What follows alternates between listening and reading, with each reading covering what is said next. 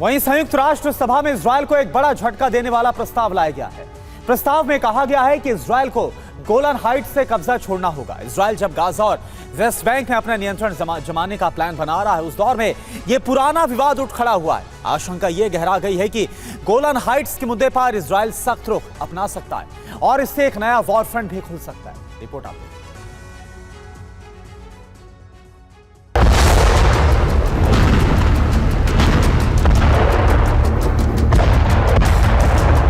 Gaza पट्टी के रण में फिलहाल शांति है, लेकिन शांति के बाद तूफान का दूसरा दौर शुरू होने वाला है और इस बार सिर्फ गाजा पट्टी नहीं बल्कि सीरिया बॉर्डर तक युद्ध की आंच फैल सकती है।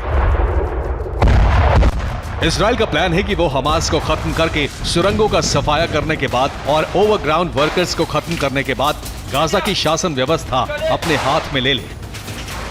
लेकिन फिलहाल जो क्षेत्र उसके हाथ में है वो वापस लिए जाने का प्रस्ताव संयुक्त राष्ट्र में आ चुका है।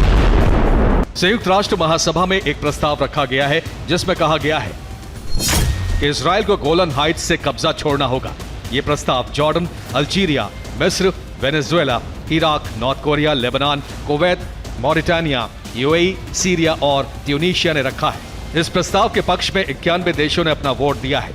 62 देशों ने इस मुद्दे पर वोट नहीं दिया है।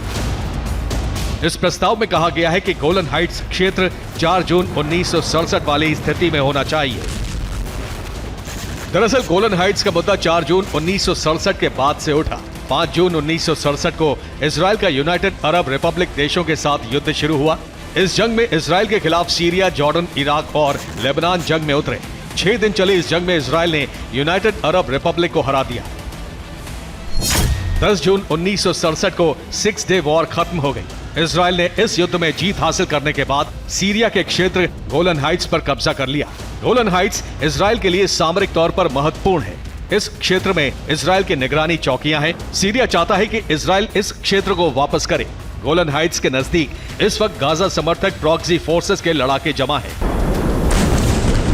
गाजा युद्ध के दौरान ही गोलन हाइट्स की तरफ से नया वॉर फ्रंट खुलने की आशंका थी। तब अंदेशा ये था कि प्रॉक्सी संगठन इजराइल पर गोलन हाइट्स की दिशा से हमला करके इस क्षेत्र पर कब्जा कर लेंगे। लेकिन अब सीरिया ने अपने पक्षधर देशों के साथ मिलकर यह मुद्दा अंतर्राष्ट्रीय बना दिया है। इजराइल से ये जमीन वापस लेने की मुहिम तेज हुई तो यहां भी इजराइल को सीरिया और प्रॉक्सी संगठनों से युद्ध लड़ना पड़ सकता है। Bureau report, TV9 Bharatvarsh.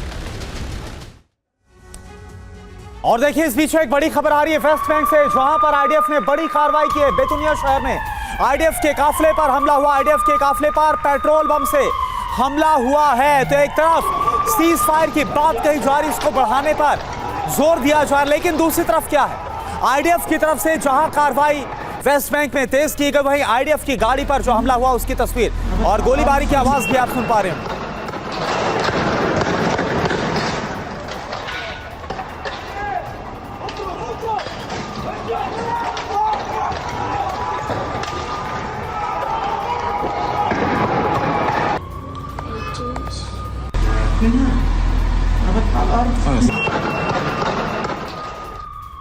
और एक और बड़ी खबर, वेस्ट बैंक में इजरायली सेना का बड़ा एक्शन। विरोध करने वालों के घरों पर बुलडोजर चलाया गया। तुलकम शिविर कैंप पर आईडीएफ ने बुलडोजर चलाया। इजरायल की कार्रवाई को लेकर तनाव है। तस्वीर आप देखिए।